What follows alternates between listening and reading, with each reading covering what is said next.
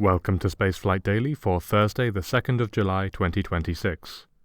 NASA's Swift boost mission has been postponed yet again. The plane that will air-launch the Pegasus XL rocket into space took off from Kwajalein Atoll as planned, but an issue with the rocket itself meant the crew returned to the ground without launching it. The mission has already been delayed twice by bad weather, so hopefully the next attempt will work out.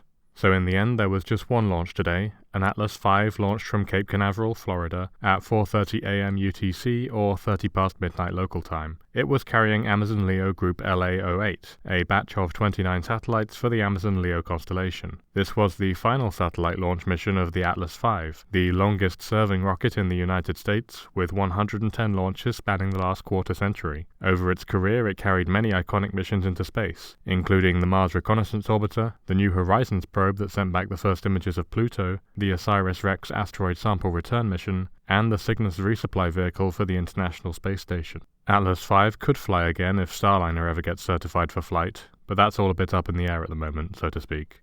We are now halfway through the year, and that Atlas V brings us up to 151 orbital launches carrying more than 1,000 satellites into orbit in the past 6 months. Most of them are part of low Earth orbit constellations like Starlink. In order to avoid orbital clutter, these low-flying satellites are deliberately designed to fall back into the atmosphere at the end of their lives, where they disintegrate just like natural meteors and are unlikely to directly hurt anyone on the ground. But the environmental effects of space junk re-entry are poorly understood. Last week, the European Space Sciences Committee, a group which advises the European Space Agency, released a report calling for coordinated research into the atmospheric impacts of spaceflight, especially into the gases and metals released during launch and re-entry. If the space sector continues to industrialize at the current rate, a better understanding of the impact it is having on the atmosphere is vital, both to human health and to the stability of Earth's fragile ecosystem and climate.